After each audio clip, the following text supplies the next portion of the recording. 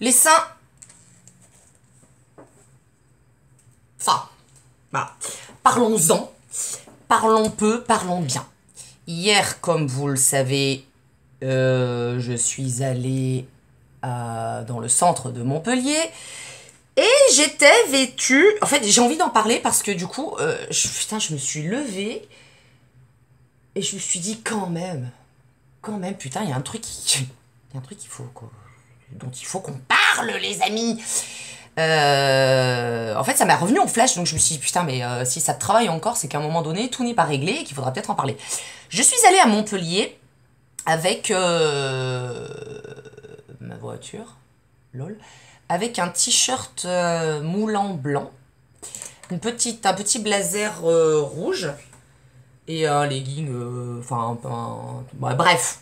J'étais en blanc, sans soutien-gorge. Voilà, j'avais juste une petite veste par-dessus. Il y avait du vent et de temps en temps, vous voyez, en plus j'étais méga pressée et tout ça, donc j'essayais de pas trop faire attention à ce qui se passait autour. Et en fait, en allant à la gare,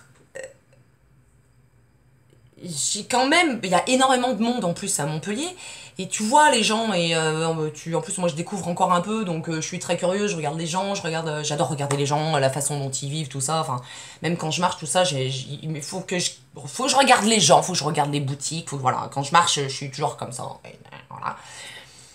Sauf qu'en fait, plusieurs fois, j'ai vu le regard des hommes et des femmes se poser sur ceci. Et franchement, je me suis sentie sale et super mal à l'aise, à tel point qu'en fait, je marchais en tenant ma veste parce que je me suis dit, ouais, c'est chaud. Là, tu pointes en plus, donc les gens, voilà, ils vont penser que je sais pas à quoi d'ailleurs. Je devrais m'en battre les couilles, hein. Ça fait quand même quelques temps maintenant que j'ai décidé d'arrêter plus ou moins de porter des soutifs, même si j'en porte encore parce que je sais même pas pourquoi j'en porte encore en fait. Bref, alors après moi j'ai. Alors, pour parler un peu du passé, j'ai eu un rapport avec les seins. Titre. J'ai eu un rapport avec les seins hyper particulier. D'une part parce que quand j'étais jeune, j'en avais pas. Voilà. Et j'en ai énormément souffert. Donc moi-même, je me suis fait tout un monde sur les seins. Euh, parce que j'en avais pas. J'ai été... Bah après, sans rentrer trop dans les détails, parce que tout le monde s'en bat peut-être un petit peu les couilles, mais enfin, en même temps, on est là pour en parler, donc parlons-en très franchement. J'avais un bon gros cul, voilà, hein, à la sicilienne, bien. Mais je n'ai pas développé de nichon. Donc, en fait, on m'appelait bouteille d'orangina. Voilà. On en parle, j'en ai jamais parlé publiquement parce que c'est un complexe qui m'a tué pendant des années et c'était un petit peu horrible à vivre, mais aujourd'hui, bah, je m'en bats les couilles. Et du coup, en fait, moi, je pense que je me suis créé tout un monde autour du sein. Donc, forcément, dès que je voyais des nanas qui avaient des gros seins ou des nanas qui avaient des seins refaits, d'ailleurs, les seins refaits, comme j'ai pu critiquer les meufs avec des seins refaits, genre, ah, c'est une pute, de toute façon, ils sont même pas naturels. En fait, qu'ils soient naturels ou pas, on s'en bat les couilles, c'est des seins, point, faut arrêter. Moi, c'est souvent quand j'entends des gens qui me disent ouais, mais enfin bon, ouais, elle a des gros seins, mais enfin, ils sont pas naturels. Et même des mecs, hein, venant de la part de mecs ou de nanas, tout ça. Mais on s'en fout. Ça n'enlève pas que ce soit une super jolie nana. Et puis, putain, vous savez même pas pourquoi pourquoi les nanas se font refaire les seins. Peut-être qu'elles ont une grave maladie, un cancer, peut-être que c'est un complexe. Moi, franchement, très honnêtement, mes seins, ils ont pas poussé du jour au lendemain. Voilà. C'est dit, c'est clair. On vient même à la fin d'un concert sur scène, on vient me choper pour me demander si j'ai les seins refaits. C'est-à-dire que je suis sur scène, je suis en train de plier mon matos, et les gens m'interceptent et me disent « Excuse-moi, alors on a adoré ce que t'as fait, putain, tu chantes bien, t'envoies le feu, machin, blablabla, bon, bah. » Et ça m'arrive sur scène de pas porter de soutif, voilà. Ça aussi... Et à chaque fois que je ne porte pas de soutif sur scène, je vois les... Putain, les gens, on vous voit quand on est sur scène. On est bien placé pour voir absolument tout ce qui se passe, quoi. Et il y a une nana qui est venue me choper pour me demander si j'avais les seins refaits. Et son pote à côté, il m'a dit, ouais, on se demandait, en fait, on a fait un genre de pari et tout, on se demandait, on a fait... Mais qu'est-ce que ça peut te foutre, toi, dans ta vie? Qu'est-ce qui va faire que toi, dans ta vie, tu vas mieux avancer en te disant que, ah bah finalement, la chanteuse, tu vois, elle avait les seins refaits. Ouais. Bah ouais, ça va t'apporter plus de bouffe dans ton assiette, ça va régler tes problèmes de facture. Enfin, bon, bref. Il se passe quand même tout un game autour du 5. À un moment donné, il va falloir arrêter, parce que c'est pas possible. Donc, bref. J'ai complexé toute mon enfance, etc., machin patin couffin, critiqué les meufs qui avaient les seins refaits, les meufs qui avaient des trop gros seins, bref, bah, j'ai fait mon travail là-dessus. Aujourd'hui, je suis clean avec ça. Seulement, le téton est encore beaucoup trop diabolisé à mon goût. C'est-à-dire que quand je suis allée à la gare et que j'ai vu ce vieux blédard qui a maté... Mais putain, en plus, c'est hyper métissé à Montpellier. Et moi, la mentalité rebeu, je la connais parce que je suis sicilienne et qu'on a exactement la même. Voilà, donc, du coup, j'ai vu ce papy qui, en plus, m'a rappelé mon propre grand-père. Donc, je sais très bien comment ça fonctionne, parce que moi, personnellement, mon grand-père, il m'aurait vu pas porter de soutif avec les tétons comme ça, il m'aurait cristallisé sur place. Voilà. Mais, enfin, c'est un peu dégueulasse de dire que ce mec, il pense... Enfin, il me rappelait un petit peu mon grand-père, étant donné qu'il était en train de me mater les nichons. C'est gênant. Ouais, j'espère que mon grand-père ne matait pas des nichons. Et accessoirement encore moins les miens. Bon, bref, bon. Ah, c'est dégueulasse. Bref. Du coup, pour en revenir sur ça, j'ai vu ce papy mater mes seins. J'ai vu un couple aussi avec une poussette. Ils parlaient entre eux. Et puis à un moment donné, ils ont fait un tel le double tacle. Oui, machin. Voilà, ça, sur mes nichons, déjà, c'est mort. Tu dis, mais il y a un vrai problème avec ça. Enfin, comment on peut accorder encore autant d'importance à ce genre de choses en 2020 presque? Moi aujourd'hui je complexe encore de porter des... Je me mate les nichons en même temps que je... Magnifique. Je complexe encore, enfin j'hésite encore à ne pas porter de soutif juste parce que j'ai peur du regard des gens dessus ou des réflexions qu'on pourrait me faire. Genre, ah il fait froid hein, ah bah dis donc machin, ah bah ça va. Mais allez vous faire foutre en fait. On n'est pas obligé de s'infliger de porter des soutifs qui nous font super mal et où c'est super désagréable, où tu peux te choper des kystes, des machins. Surtout que moi, les soutifs ici, vous connaissez les filles, là, quand ça serre trop, ça fait super mal. Tu l'enlèves, t'as un gros point là, t'es super serré à mort et tout. Putain, on n'est pas bien. Donc les mecs, s'il vous plaît, soyez cool avec nous. Quand on ne porte pas de soutien-gorge, arrêtez de regarder ça comme si c'était le diable en personne, en fait. Arrêtez oui, ça peut être sexy, oui, ça peut être joli, mais putain, arrêtez de foutre...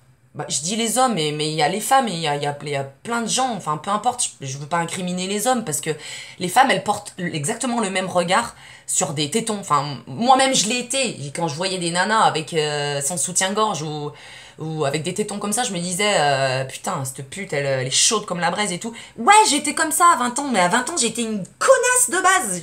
J'étais, mais odieuse. La plus grosse merde du monde, c'était moi. Vraiment. Jalouse, possessive, complexée, violente, mais violente. Mais moi, j'avais envie de me battre sans arrêt, frère. C'est-à-dire que quand j'allais en soirée, si on pouvait me chercher la merde, ça m'arrangeait, comme ça venait pas de moi, mais en même temps, je pouvais me défouler. Mais non, je me suis rarement battue. Rarement battue. Mais j'étais quand même un peu virulente, quoi. Et notamment avec les autres femmes. Donc maintenant que j'arrive, que j'ai fait mon petit chemin et que je vois qu'en fait il y a d'autres femmes qui réagissent comme ça, je peux pas leur en vouloir parce que je me dis que moi j'ai été comme ça et que bah elles ont une évolution à faire de leur côté. Mais en même temps j'ai envie de les inviter à leur dire mais en fait on fait pas ça pour allumer qui que ce soit et tout, c'est juste qu'en fait on a juste envie d'être bien avec notre corps, qu'on a envie d'arrêter de porter des soutifs qui accessoirement maintiennent les seins, mais quand quelque chose maintient un muscle, le muscle ne fait pas son travail. Voilà, c'est le même système que pour les ceintures abdominales là pour soulager le dos. On nous dit souvent, ne portez pas trop ça parce que vos muscles vont finir par s'atrophier si vous le portez tous les jours et ils n'auront plus leur fonction première de maintenir tout le bordel. Et le soutif, c'est pareil en fait. Si tu portes un soutif qui va prendre la place de tes muscles, entre guillemets, ben tes muscles, ils vont finir feignants à souhait. Et du coup, bah, t'auras les nichons au niveau des genoux, frère. Donc, c'est pas... C'est pas que c'est pas joli, parce que après, bah, un sein, c'est un sein, quoi. Qu'il soit petit, gros, moche, enfin... ouais, moche, pas s'il est moche, il est moche, mais... Qu'il soit en poire, en pomme, en machin... c'est subjectif, quoi. Enfin, tous les seins sont plus ou moins beaux, mais ça ne regarde que notre propre vision à nous, en fait. Voilà. Donc, du coup, tout ça pour dire que il y a quand même un truc autour du sein qu'il faut arrêter, c'est de le diaboliser. Voilà. C'est pas parce qu'on ne porte pas de soutif et que, pardon si on pointe, mais à un moment donné, c'est quand même une zone super. Mais putain, mais tout le monde pointe des tétons à un moment donné, quand t'as froid, ça pointe, point. Pourquoi ce serait scandaleux sur une femme et pas scandaleux sur un homme? Enfin, putain, ça c'est un truc. Et puis les réflexions, quoi. Tiens, on te fait bien remarquer que t'as le téton qui pointe. Genre, on a bien vu que t'avais pas de soutif et on te prend bien pour. On sait pas, d'ailleurs. On sait pas ce que les gens ont dans la tête. Donc, pitié, les gens, hommes, femmes ou autres, arrêtez de diaboliser les seins. Et surtout, pour les filles qui ont encore un peu peur de plus porter de soutif, et ben en fait, faites-le parce qu'on se sent méga bien. Tu fais un pot à pot avec ton tissu, tu sens ton corps tel qu'il est. Moi, je sais que je porte plus de string non plus parce que j'en ai marre de me faire violer l'arrêt tous les jours. C'est super chiant. Donc, des petits boxers, des petits, tu as des trucs un peu à fleur. Même quand je porte des soutifs, je porte même plus avec des baleines parce que ça me gave. J'essaie de porter des trucs à fleur de peau parce que j'ai. Putain, j'ai envie de sentir mon corps, j'ai envie de. Et puis j'ai pas envie d'avoir mal, j'ai pas envie d'avoir tous ces trucs et j'en ai ras le bol. En fait, c'est ça le truc, c'est que j'ai eu des phases dans ma vie où j'étais méga féminine et des phases où j'étais méga masculine. C'est-à-dire que quand je m'apprêtais, que je me maquillais, que je me mettais bien, que je me mettais un peu les push-ups, machin, tout ça, j'étais jugée parce que j'étais trop... comment dire, bah, trop... Je sais pas, apprêtée, belle, j'en sais rien, je sais pas, je sais pas, moi je sais que je suis pas vilaine comme fille, mais après j'ai aucune objectivité vraiment sur moi, je m'en bats les couilles en fait, j'ai un corps, il est en bonne santé, je vois que je suis... Enfin moi je me trouve pas trop vilaine, donc bah tant mieux, c'est cool, si je me trouve pas trop vilaine, j'apprends à m'accepter encore aujourd'hui à 36 ans, tel que je suis, il y a encore du boulot, mais franchement je suis quand même sur le bon chemin. Du coup, le fait d'être trop féminine et d'avoir ce regard des hommes trop sur moi et des femmes jalouses trop sur moi, ça m'a gavé, donc je me suis dit, bah tant pis, en fait, ça me gave, donc ouais, mais t'es trop comme ci, comme ça, comme ça. Et bah, tu commences à porter des trucs un peu plus tête, t'as envie d'être un peu plus discrète, tu portes des trucs un peu sweat à capuche, un peu plus masculine, jean, t-shirt, machin, tout ça, t'assumes ton corps, donc t'as plus besoin de mettre des push-ups comme ça, donc tu te fous un t-shirt, un jean, une paire de baskets et tu te casses. Moi, ça me va très bien. Et encore, il y a des gens qui jugent parce que t'es pas assez féminine. Alors, il faut savoir aussi que quand tu es une femme qui a du caractère et qui en plus s'habille pas tout le temps en jupe, t'es forcément lesbienne. Alors ça, faut qu'on arrête aussi. Déjà, en plus, quand bien même, qu'est-ce que ça peut te foutre? Que je suce des bites ou que je lèche des chattes, à la limite, c'est ce qui se passe dans ma vie privée, donc déjà, bah va te faire foutre. Donc je trouve ça encore incroyable qu'à la veille de 2020, on se pose encore ce genre de questions. Non mais sans déconner, enfin... C'est-à-dire que les gens n'ont rien d'autre à foutre que de te juger, en fait. Putain, mais c'est un truc de malade, en fait. Enfin bref, cette journée d'hier à Montpellier, elle m'a réappris plein de choses parce que du coup, comme j'habite plus moi en centre-ville et que j'avais complètement oublié le centre-ville, j'essaie de fuir parce qu'il y a trop de monde, trop d'énergie, tout ça, et moi je m'y sens pas bien. Mon énergie, elle est... Je rentre chez moi, je suis crevée, c'est une horreur. Et le fait d'être retournée dans le centre de Montpellier et de revoir ce qui se passait vraiment dans les grandes villes, et c'est marrant parce qu'en plus à Montpellier quand même, il y a de tout et de rien. T'as des super belles meufs, t'as des vilaines, c'est hyper cosmopolite, donc putain, on arrive à vivre tous en communauté dans un... Putain, t'as une communauté de bâtards, mais on continue quand même à te regarder des pieds à la tête. Et Ouais, franchement, je me suis sentie sale, les gars. Vraiment, c'était un truc de fou. Tellement je me suis dit, putain, rentre chez toi et tout. Je crois même, putain, je crois même qu'il y a un mec, en plus... Alors, pardon, j'avais mes lunettes de soleil, je marchais tête droite. Et quand tu marches tête droite et que tu marches d'une manière très pressée, parce que t'es pressé en fait, t'as des trucs à faire dans ta vie, donc t'as pas le temps de marcher comme ça, regarder les gens en mode ouais, moi je suis une meuf aimable, j'adore les gens. Non, t'as des trucs à faire, donc tu traces. Donc la meuf, elle a un t-shirt blanc moulant, une paire de lunettes, hein, on va pas citer de marque, un petit blazer rouge, j'avais des baskets quand même, hein, j'étais pas non plus... j'étais coiffée comme ça, donc une coiffure franchement à l'arrache. Je marche, voilà ce qui se passe. Voilà, voilà, un petit coup de vent, paf.